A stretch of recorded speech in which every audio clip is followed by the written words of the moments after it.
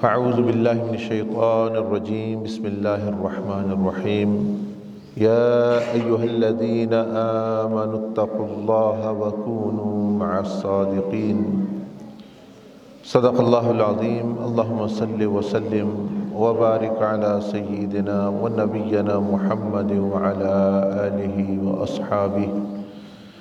السلام علیکم ورحمۃ اللہ وبرکاتہ۔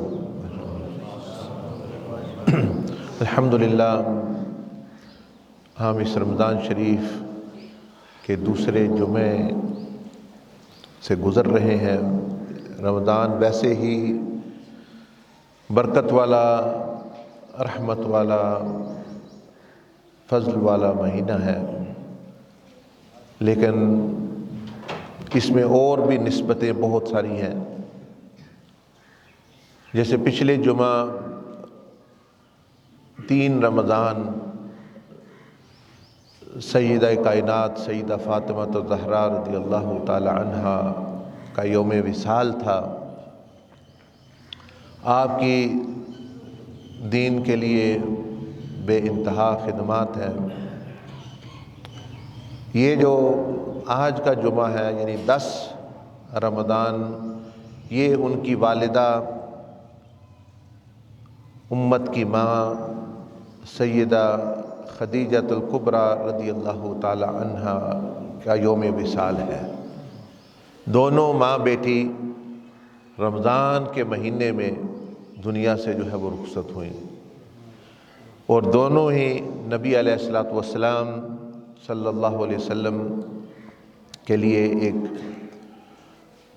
پہاڑ تھیں، اور آپ کے لیے بہت بڑا حوصلہ، بہت بڑی نصرت تھی اپنی اپنی جگہ۔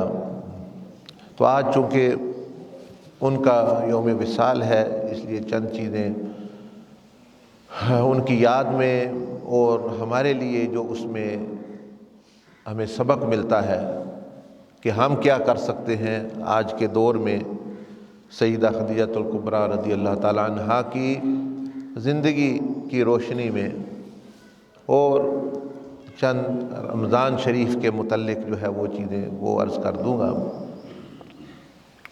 سب سے پہلے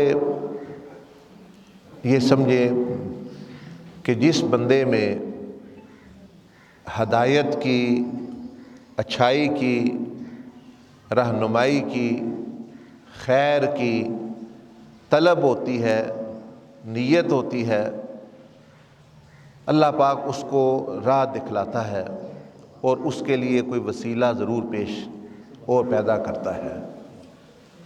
تو یہ طلب کے لیے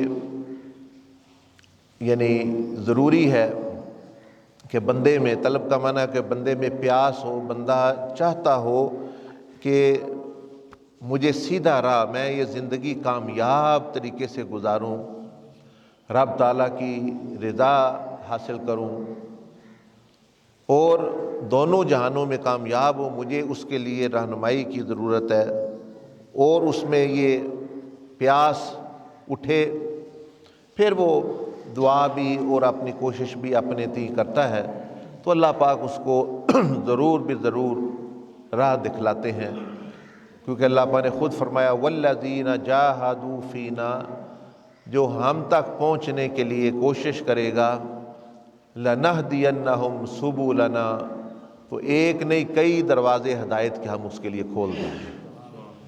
تو یہ جو ہماری جو محرومی ہوتی ہے، اس کی وجہ ایک یہ اب خود ہوتے ہیں کہ وہ طلب ہی نہیں، وہ پیاس ہی نہیں، وہ چاہت ہی نہیں، اور یہ دین اللہ جل مجدہ اس کو دیتا ہے جس کے اندر یعنی طلب ہو ہدایت کی۔ تو طلب تو ہو، تو کہاں سے حضرت سلمان فارسی رضی اللہ تعالی عنہ، اس وقت زمانے میں نہ بسیں تھیں، نہ کوچیں تھیں، نہ جہاز تھے، نہ کوئی اس طرح کی چیز تھی، تو کہاں دور دراز یعنی سمجھے پاکستان میں، یعنی پاکستان اور ایران ملتے جلتے ہیں، کہاں عرب، اور ابھی نبی علیہ السلام کا زمانہ بھی نہیں آیا، اور یہ پاکستان ایران کے رہنے والے، لیکن طلب تھی اندر کہ میں نے ہدایت پانی ہے، میں نے حق کا راہ ڈھونڈنا ہے، میں نے صحیح راستہ ڈھونڈنا ہے۔ تو وہ 100 سال کی یا اس سے کم و بیش زیادہ محنت سے آخرکار جو ہے وہ کسی طریقے سے، بڑی لمبی کہانی ہے، قصہ ہے ان کا بھی، وہ مدینہ شریف جا پہنچے اور نبی علیہ السلام کے عظیم صحابی، اتنے بڑے صحابی بنے کہ یہ جو شرف آپ کو حاصل ہے اس طرح کا شرف کسی اور صحابی کو حاصل نہیں۔ وہ کیا کہ ان کی قبر ہے اب عراق میں قبر ہے، تو اب ان کی قبر پر وہ جب وہاں سے آئے تھے تو سلمان فارسی تھے، یعنی فارس سے نسبت تھی، ایران سے نسبت تھی۔ اب اللہ پاک کی یہ سنت ہے، اللہ پاک کا یہ طریقہ ہے کہ میرے لیے جو بندہ جو چیز چھوڑے گا اس سے بہتر اس کو ملے گی، یہ قانون ہے۔ جو اللہ کے لیے بندہ چیز چھوڑتا ہے، چاہے وہ مال دولت ہو، چاہے وہ ملک ہو، چاہے وہ دنیا ہو، چاہے وہ زندگی ہو، اس سے بہتر اللہ پاک اس کو عطا فرماتا ہے جو اللہ کے لیے چھوڑی۔ تو انہوں نے کیونکہ اپنا خاندان نبی علیہ الصلوۃ والسلام کے لیے چھوڑ دیا، ملک چھوڑ دیا، وہاں چلے گئے، تو حضور علیہ السلام نے فرمایا کہ سلمان منا اہل البیت، کہ آج کے بعد سلمان یہ ہمارے اہل بیت میں سے ہے۔ اہل بیت میں دیکھیں حضرت سیدہ فاطمہ ہیں، سیدہ خدیجہ الکبریٰ ہیں، امام حسن حسین ہیں، ان میں آپ نے ان کو شامل فرمایا کہ یہ آج سے ہمارے اہل بیت میں ہیں۔ کیوں کہ انہوں نے اللہ کے لیے اپنی فیملی، اپنا خاندان، جو اللہ نے ان کو اربوں درجے بہتر خاندان محمدی نصیب فرمایا۔ اس کے بعد آپ کا نام پہ سلمان فارسی نہیں آپ کو کہا گیا، آپ کا پھر تھا سلمان محمدی۔ آج ان کی قبر پر بھی یہی نام جو ہے وہ لکھا ہوا ہے، کیا؟ سلمان محمدی، یہ ان کی قبر کتبہ ہے، کیونکہ فارسی تو وہ پہلے تھے۔ جب سے نبی علیہ السلام نے فرمایا کہ یہ ہمارے اہل بیت میں سے ہے، یہ ہم میں سے ہے، تو اس کے بعد اس نام کو ان کو جانا جاتا ہے۔ اور آج بھی ان کی جو قبر پر جو بندے جاتے ہیں ان کے مزار اقدس پر، تو یہ نام لکھا ہوا ہے سلمان، ہاں حدیث بھی، اور سلمان سیدنا سلمان المحمدی، یعنی محمدی ہے یہ۔ بہرحال وہ تو ان کی میں مثال دے رہا تھا، آپ کو بیان کر رہا تھا کہ بندے میں طلب۔ سیدہ خدیجہ الکبریٰ رضی اللہ تعالی عنہا، ان کے خاندان میں ایسے لوگ تھے جو پچھلی کتابوں کو جانتے تھے، حضرت ورقہ بن نوفل اور اس طرح کے جو لوگ تھے، تو ان کے بھی ذہن میں شروع سے یہ طلب تھی کہ حق کا راستہ، انبیاء کی نشانیاں کیا ہوتی ہیں، نبی کون ہوتے ہیں، نبی آخر الزمان کب آنا ہے، یہ پوچھتی رہتی تھی۔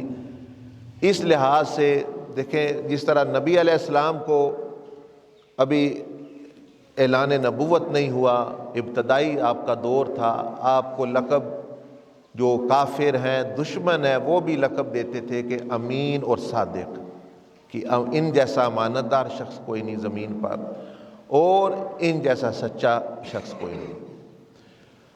ادھر سیدہ خدیجہ الکبریٰ رضی اللہ تعالی عنہا بھی اپنے دوسرے رشتہ داروں سے، علماء سے یہ سیکھتی رہتی کتابوں، تو آپ کو بھی علم تھا کتابوں کے بارے میں، انبیاء کے بارے میں۔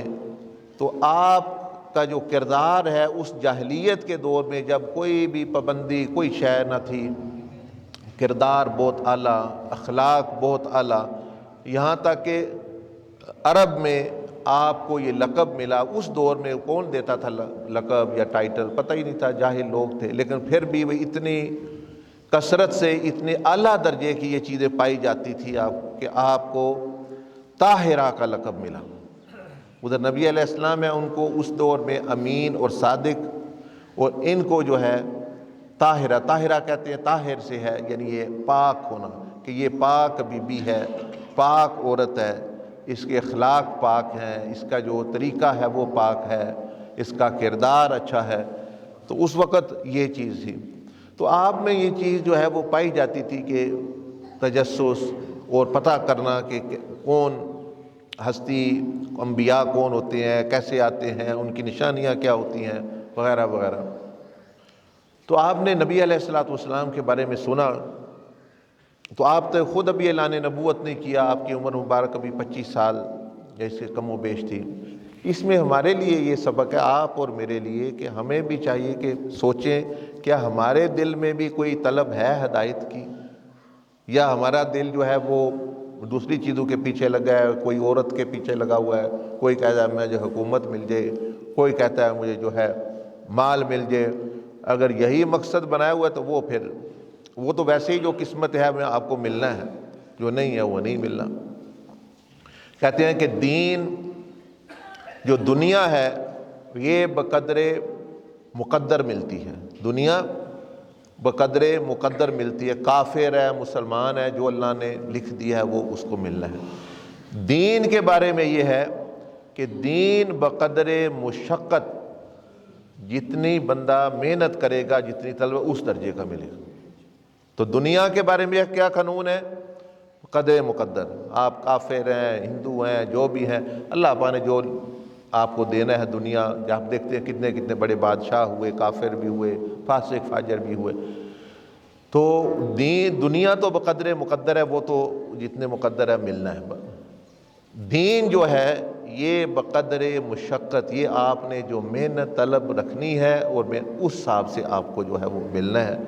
تو اس لیے پہلی آپ کی زندگی سے یہ ہمیں سبق ملتا ہے کہ اپنے اندر ایسی چیز مانگیں جو پائیدار ہو۔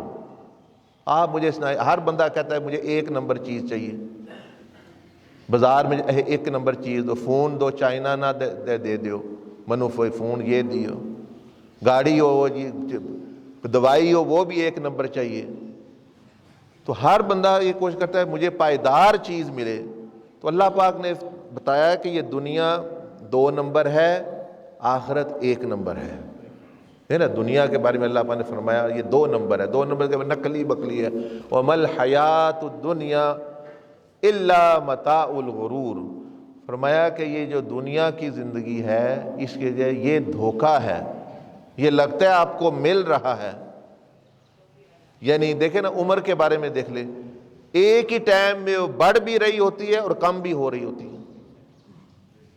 یعنی کوئی سوال پوچھ رہا ہے، پوچھے بھئی کوئی ایسی چیز جو بڑھ بھی ایک ہی ٹائم میں بڑھتی بھی ہے اور کم بھی ہو رہی ہے، یہ حساب ہے۔ مثلا ایک بندہ آج 20 سال کا ہو گیا، وہ تو برتھ ڈے منا رہا ہے اپنی کہ میری سالگرہ، وہ کس لیے منا رہا ہے کہ وہ بڑھ گئی ہے، 20 سال ہو گئے، 19 سے 20 چلا گیا، لیکن اسی وقت ہی 20 سال اس کی زندگی سے کم ہو گئی۔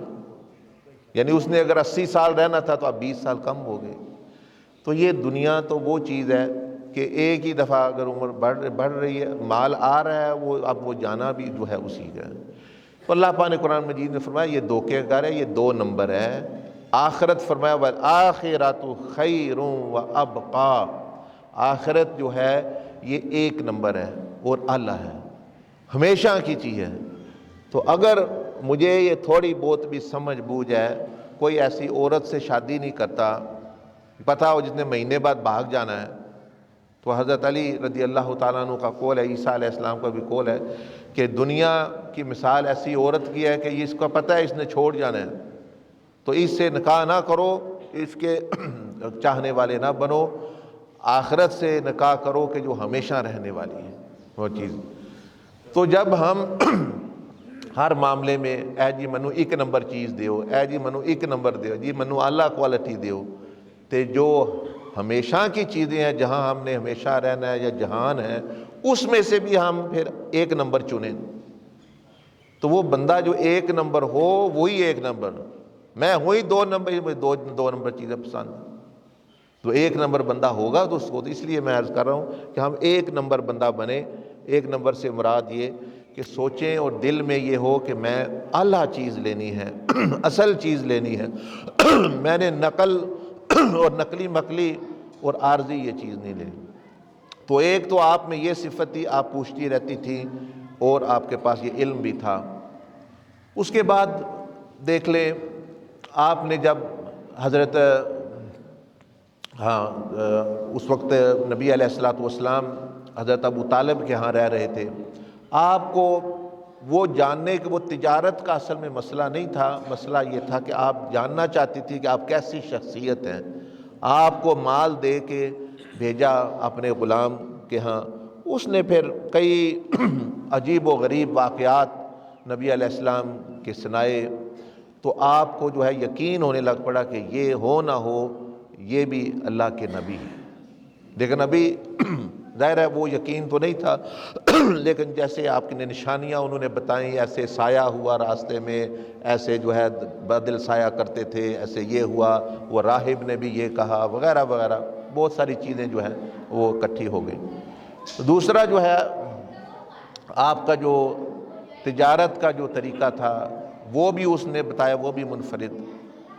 دیکھیں آج بھی ہم مثال کے طور پر آپ یہاں گلیانہ یا لالہ موسیٰ یا جہاں بھی ہیں سبزی لینے جائیں، فروٹ لے جائیں، یہی ڈر ہوتا ہے کہ یہ خراب نہ دے دیں، سمجھ رہے ہیں؟ اس کی کوشش ہے میں خراب دے، آپ کی کوشش ہے میں صحیح لینا ہے۔ اس زمانے میں یہ اس زمانے کی بات ہے، اب آپ تجارت کے لیے تشریف لے گئے، وہ ایسا ہی معاملہ تھا۔ رستے میں کھجوریں، بارش ہوئی، وہ گیلی ہو گئی، خراب ہو گئی، تو وہاں دیکھا گیا کہ ہر وہ جو تاجر ہے، جیسے یہاں آپ ریڈی والے دیکھتے ہیں، ان کی کوشش ہوتی ہے بھی خراب مال جو ہے وہ نکلے، اور اچھا مال جو ہے بعد میں ہم نکالیں گے، یا بعد میں یا قیمت زیادہ لے لی، مال نکلی، تو وہ تو خود بے برکتی بندہ حاصل کر رہا ہے، بے برکتی لے رہا ہے۔ تو انہوں نے نبی علیہ السلام تجارت کے لیے لے کے مال، ان کا جو فرنیچر چیزیں تھیں، یہ تو کھجوروں کی مثال دے رہا ہوں کہ آپ کا جو مال ہے وہ بھی خراب ہو گیا کچھ، لیکن آپ نے وہاں جا کے ایسا نہیں کیا ادھر خراب رکھ لیا، آگے اچھا رکھا ہوا ہے جو آیا ہے تو اس کو ڈال دیا، آپ نے اس کے 3 ڈھیر جو ہے وہ لگا دیے۔ ایک میں جو ہے سب سے جو خراب ہیں کھجوریں وہ لگا دیں، درمیان والے میں جو کچھ خراب ہیں کچھ صحیح ہیں، درمیانی کوالٹی کی ہیں، اور ایک میں جو بالکل صحیح ہیں، ایک کی قیمت 100 روپیہ لگا دی، دوسرے کی جو ہے 50 لگا دی، تیسرے کی 25 لگا دی۔ لوگ جو دوسرے تاجروں کے پاس جاتے دیکھتے، ہاتھ مارتے، یار یہ تو اندر سے خراب ہے، یار تو یہ تو نکلی ہے، چلو اس کو دیکھتے ہیں۔ ان کے پاس آئے، دیکھا عجیب منظر ہے کہ خراب علیحدہ پڑی ہوئی ہیں، درمیانی کوالٹی کی علیحدہ پڑی ہوئی ہیں، اچھی جو ہے وہ ہے، اور آپ کا مال بک گیا، سارے لوگوں نے خوش لے لیا۔ آج بھی دیکھیں یورپ والے ہوں یا ہوں، وہ اسی نتیجے پہ پہنچے ہیں، کافر بھی، کہ جو ایمانداری کے ساتھ بندہ تجارت کرتا ہے اس کی تجارت میں برکت ہوتی ہے۔ نبی علیہ السلام نے دعائیں دی ہیں، جو چیز فرمایا کہ واپس لے آئے دکاندار کے پاس، اور جو دکاندار اس چیز کو واپس کر دے، یعنی واپس لے لے، مثلا ایک بندہ گیا اس کو پسند نہیں، وہ گیا یار یہ جوتے مجھے پسند نہیں، یار یہ چیزیں میں واپس کرنا ہے، پھر اکثر کیا ہوتا ہے وہ کہتے نہیں جی نہیں ہم نہیں واپس کر، اور کوئی چیز لینی ہے تو لے لو، یا کہتے ہم نے کچھ بھی نہیں دینا، اب لے گئے بس لے گئے۔ تو حضور علیہ السلام نے اس دکاندار، اس تاجر کو دعا دی ہے جو چیز واپس لے لیں۔ اب آپ علیہ السلام کی دعائیں لگنی ہے، ویسے بھی لوگ اس سے پھر لیں گے، دھڑا دھڑ لیں گے۔ اگلے دن یہاں کھاریاں میں کچھ لوگ گئے سودا لینے کے لیے، ایک دکان کریانے کا سٹور ہے، وہاں لوگ بہت آ رہے ہیں، دوسرے ساتھی ہیں وہ خالی پڑے ہیں، 2 بندے ہیں 3 بندے، تو پوچھا کہ بھئی اس پہ کیوں ہیں، اس پہ زیادہ بندے کیوں ہیں؟ وہ کہتے ہیں کہ یہ چیز اگر صحیح نہ ہو یہ واپس لے لیتے ہیں، بندہ آسانی کے ساتھ واپس کر لیتے ہیں، کوئی باتیں بوتے نہیں کرتے، تو لوگ جو ہے وہ بے دھڑک اور بلا جھجک جو ہے وہ اپنا یہ چیزیں لے رہے ہیں۔ تو یہ چیز خیر وہ تو بتا رہا ہوں، جب آپ واپس تشریف لائے تو سیدہ خدیجۃ الکبریٰ رضی اللہ تعالیٰ عنہ نے جب یہ جان لیا، پہچان لیا کہ یہ شخصیت عام شخصیت نہیں، تو آپ نے اپنی جو گھر کی جو عورت تھی ان کو بھیجا، ان کا نام تھا سیدہ نفیسہ، وہ گئیں جو کہ نبی علیہ السلام کے پاس رشتے کی بات کرنے کے لیے، ان کے کہ آپ نکاح کیوں نہیں کرتے، آپ جوان ہیں۔ آپ نے فرمایا ابھی میں کما رہا ہوں، ابھی اپنے چچا کے پاس ہوں، اور ابھی جو ہے جب میرے پاس کافی مال ہو جائے گا تو پھر جو ہے کریں۔ تو انہوں نے فرمایا اگر ہم آپ کا جو ہے کوئی ایسا رشتہ آئے تو آپ قبول کریں گے جس میں ایسی کوئی ڈیمانڈ نہیں وغیرہ وغیرہ. تو آپ نے رضامندی کا اظہار فرمایا. پھر بڑوں میں بات ہوئی. پھر جو حضرت ابوبکر صدیق اور جو بڑے بڑے قریش کے جو سردار تھے وہ نبی علیہ السلام کے ساتھ حضرت ابو طالب کے ساتھ وہ تشریف لے گئے. آپ نے ان کا نکاح پڑھایا. حضرت ابو طالب نے خطبہ پڑھا وغیرہ. تو اس سے ہمیں بھی یہ چیز پتہ چلتی ہے کہ حضرت خدیجہ الکبریٰ رضی اللہ تعالیٰ عنہ کا دیکھیں کردار. آپ مالدار ہیں اور آپ جس شخص سے نکاح کر رہی ہیں آپ کیا دیکھ رہی ہیں؟ ان کا کردار دیکھ رہی ہیں کہ یہ شخصیت کیسی ہے. مال دولت تو نہیں دیکھ رہی بھئی مال دولت کتنا ہے. تو یہ بھی ہمیں سبق ملا جو نبی علیہ السلام نے ہمیں دیا کہ جب رشتے کرو بیٹی کا یا بیٹے کا تو یہ دیکھو یہ انسان کیسا ہے, وہ مسلمان کیسا ہے. یہ نہ دیکھو مال و دولت کتنا ہے. وہ اگر اس نے مال و دولت ہوا کردار ٹھیک نہیں اخلاق ٹھیک نہیں وہ تو جہنم بنا دے گا, چاہے وہ عورت ہو مرد ہو جو اس کی زندگی کو. تو ہم جو ہے یہ دیکھ کے پھر بعد میں روتے ہیں. اور اگر کردار ٹھیک ہے انسان ٹھیک ہے تو وہ جھونپڑی میں بھی جو ہے وہ خوش رہ لیں گے دونوں, وہ بھی ان کے لیے محل نما ہے. اور اگر یہ نہ معاملہ ہوا تو پھر بڑا مسئلہ ہے. اس کے بعد آپ نے ہر طرح جو ہے نبی علیہ السلام کی جو ہے مدد کی. آپ غار حرا میں تشریف لے جایا کرتے. آپ دیکھیں اب لوگ ہم زیارت کے لیے جاتے ہیں کتنا کوچ پہ جاتے ہیں ادھر, پھر کہتے ہیں جی کسی سے چڑھنے ہوتا ہے کسی سے نہیں چڑھنے ہوتا. تو آپ بعض دفعہ خود کھانا لے کر جو ہے وہ غار حرا کہاں اوپر ہے نبی علیہ السلام کے لیے جاتے, کتنی دور اور کتنے اوپر پوری. آپ نے حالانکہ اس وقت کوئی پتہ نہیں تھا کہ کیا ہونا ہے آگے کیا نہیں.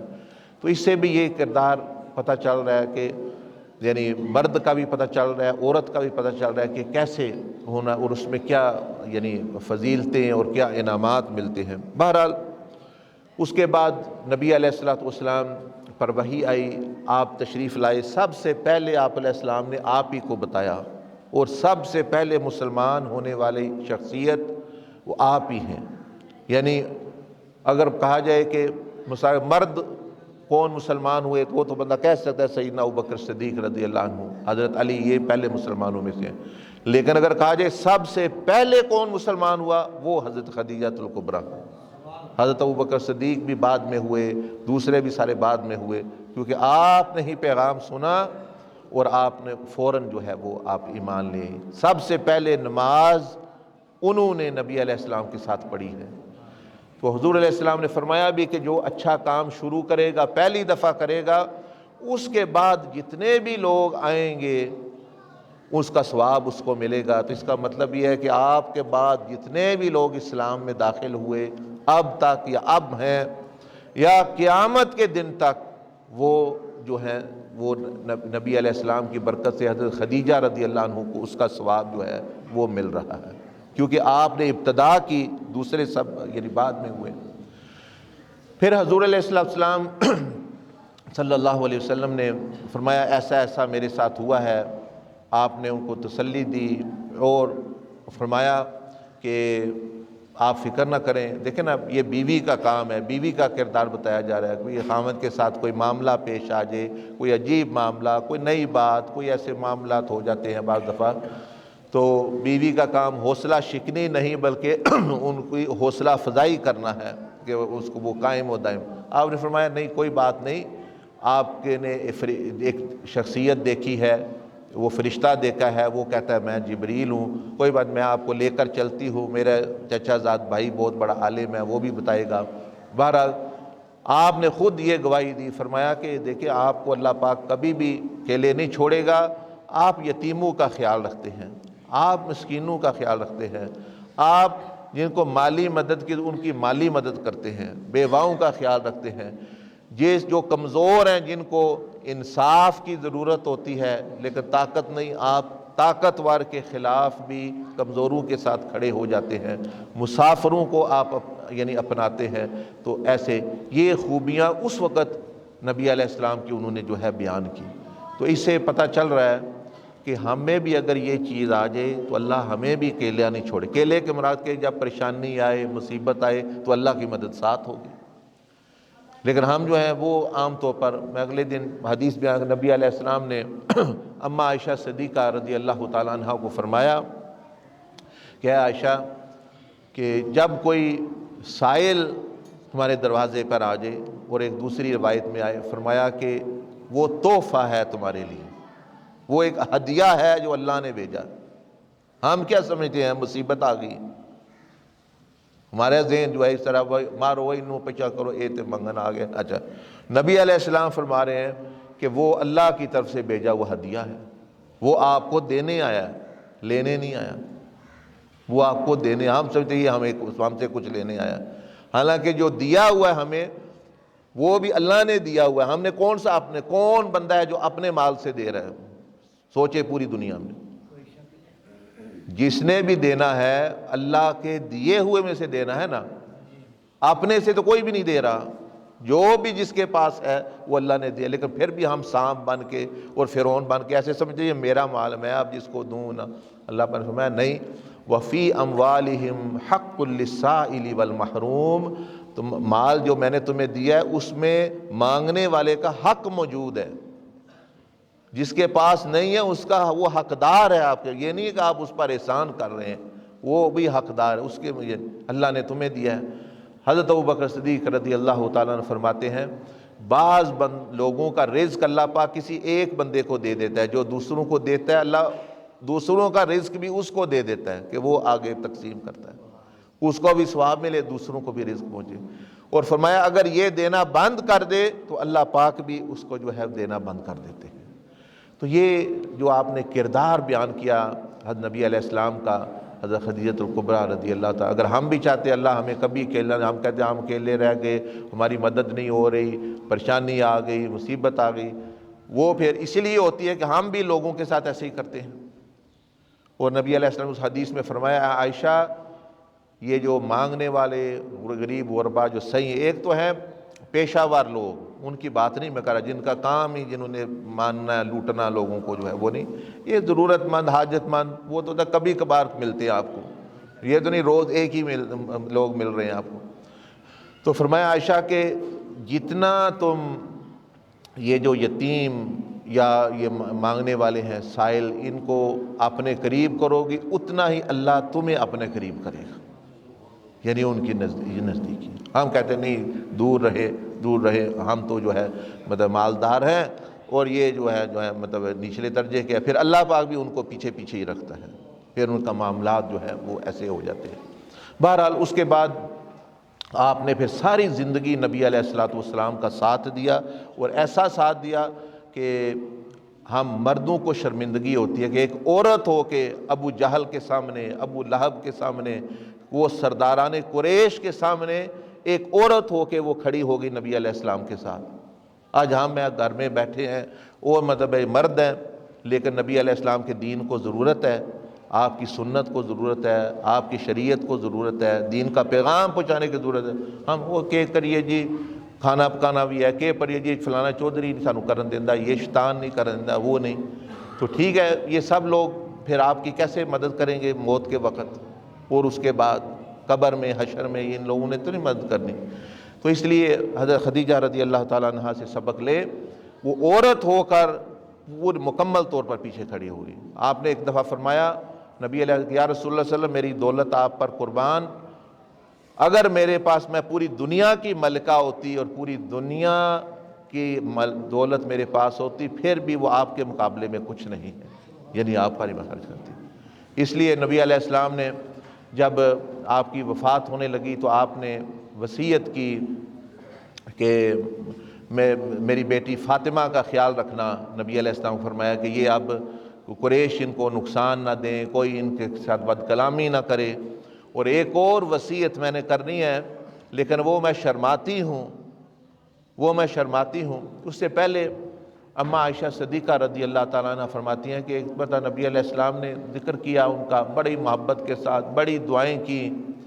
تو میں نے, کیونکہ انہوں نے ان کو نہیں دیکھا ہوا تھا, ان کا زمانہ, اماں عائشہ بھی چھوٹی عمر کی تھی اس وقت, یا ابھی پیدا بھی نہیں ہوتی، یعنی وہ تو اس وقت کی بات ہے۔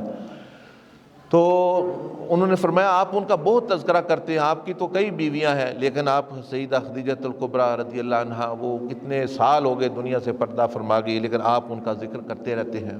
تو آپ نے فرمایا کہ اے عائشہ بھائی، اس جیسی عورت اور اس جیسی میری بیوی جس طرح انہوں نے میری مدد کی کسی نہیں۔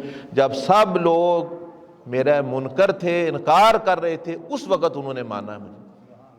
آج تو بہت مان رہے ہیں، لیکن انہوں نے اس وقت مانا جب سارے میرے سے مال دور کر رہے تھے، بائی کاٹ کیے ہوئے تھے کہ مال نہیں دینا، کوئی حقہ پانی بند کرنا ہے، اس وقت انہوں نے مال خرچ کیا۔ جب لوگوں نے رد کیا انہوں نے مجھے قبول کیا، جب لوگوں نے مجھ پر پتھر برسائے انہوں نے میرے پتھروں زخموں پر مرہم رکھا، جب لوگوں نے حوصلہ شکنی کی انہوں نے مجھے جو ہے وہ حوصلہ دیا، جب لوگوں نے میرے دین کو رد کیا انہوں نے میرے دین کو جو ہے وہ قبول کیا۔ تو یہ چیز تو یہ آپ کا پتہ چلتا ہے۔ اور پھر ایک دفعہ بخاری شریف کی حدیث ہے کہ آپ علیہ السلام اکیلے بیٹھے ہوئے تھے تو حضرت جبریل علیہ السلام آ گئے، یا جبریل کوئی وحی لے کر آئے ہیں، کوئی قرآن؟ فرمایا نہیں یا رسول اللہ صلی اللہ علیہ وسلم، میں ایک پیغام لے کر آیا ہوں۔ حضرت خدیجہ باورچی خانے میں کچن میں تھی، کھانا بنا رہی۔ فرمایا کہ ابھی تھوڑی دیر بعد خدیجہ آئیں گی آپ کے پاس کھانا لے کر، تو میں اللہ کی طرف سے یہ پیغام لے کے آیا ہوں کہ اللہ پاک نے ان کو سلام بھیجا ہے، اللہ نے ان کو سلام بھیجا ہے، اور ساتھ ہی ایک ایسا محل جنت میں کا جو ہے بشارت دی ہے جو ایک خاص محل ہے، ہر ایک کو نہیں ملتا۔ ایک ہی جنت کے موتی کا اتنا بڑا محل ہے جو خاص ان کے لیے، اس محل کی بھی بشارت دیں اور ان کو سلام بھی دے کہ انہوں نے نبی علیہ السلام کو سلامتی دی، ان کو جو ہے ساتھ رہے، ان کو ماحول دیا، ان کی مدد کی اور ان کو ساتھ پورا تعاون کیا، تو اللہ پاک نے جنت یعنی دنیا میں، اور آپ علیہ السلام نے فرمایا بھی افضل النساء کہ یعنی جنت کی افضل ترین عورتیں یہ ہیں حضرت خدیجہ، سیدہ فاطمہ، حضرت آسیہ اور سیدہ مریم۔ پھر جو ہے اس آخری وصیت میں نبی جب انہوں نے کی کہ فاطمہ کا خیال رکھنا، پھر آپ بیمار ہوں یعنی زیادہ بیماری شدت اختیار کر گئی، جب بیماری شدت اختیار کر گئی تو آپ نے معافی مانگی کہ یا رسول اللہ صلی اللہ علیہ وسلم میں زندگی آپ کے ساتھ گزاری ہے، اگر کوئی کمی کوتاہی مجھ سے ہوئی ہے اور یقیناً ہوئی ہوگی تو معاف فرمانا۔ آپ نے فرمایا نہیں میں تو خوش ہوں آپ سے بہت زیادہ، آپ نے ہمیشہ میری پھر فرمایا ایک اور بات میں نے کرنی ہے لیکن میں وہ کرنے سے شرماتی ہوں، میں حضرت فاطمہ کو کہہ دوں گی وہ آپ کو بتا دے گی، حالانکہ وہ بات ایسی نہیں تھی۔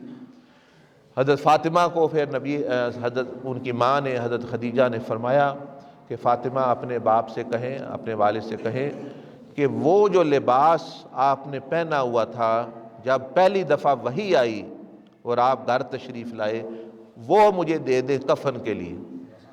اب دیکھیں یہ کتنی حیا تھی آپ میں، کیا براہ راست نبی علیہ السلام سے یہ کہتے ہوئے بھی شرما رہی تھی کہ مجھے اپنا لباس دے دیا، حالانکہ آپ بیوی ہیں۔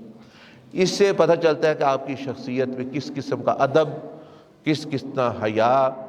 تو جب حضرت فاطمہ نے فرمایا ابا جان، یہ اماں جان یہ فرما رہی ہیں کہ آپ ان کو وہ لباس دے کہ جس میں آپ پر وحی آئی تھی پہلے دن اور آپ نے وہ پہنا ہوا تھا، اس میں وہ برکت ہوگی، اس میں وہ نور ہے قرآن کا اور نبی علیہ السلام کا استعمال شدہ۔ تو آپ نے فرمایا گویا کہ میں اپنا تشریح عرض کر رہا ہوں، میں اتنی سی بات ہے کہ اس نے مجھ سے نہ کہی، وہ تو مجھ سے اگر میری جلد بھی مانگتی تو میں اتار کے دے دیتے، لباس تو مطلب یعنی ایک طرف رہ گیا۔ تو اس طرح جو ہے اس ہماری ماں کی جو ہے زندگی جو ہے وہ دنیا سے جو آپ رخصت ہوئیں اور ہمارے لیے ایک پیمانہ اور ایک رستہ، ایک طریقہ چھوڑ گئیں کہ دین کی کس طرح مدد کرنی ہے، نبی علیہ السلام کا ساتھ کس طرح جو ہے وہ دینا ہے، اور پھر اللہ پاک کیا کیا انعامات جو ہے بندے کو دیتا ہے۔ اللہ پاک مجھے بھی آپ کو بھی ان کی شفاعت قیامت والے دن نصیب فرمائے اور ان کا سایہ نصیب فرمائے اور ان کے درجات بلند فرمائے۔ جزاکم اللہ خیر الجزا۔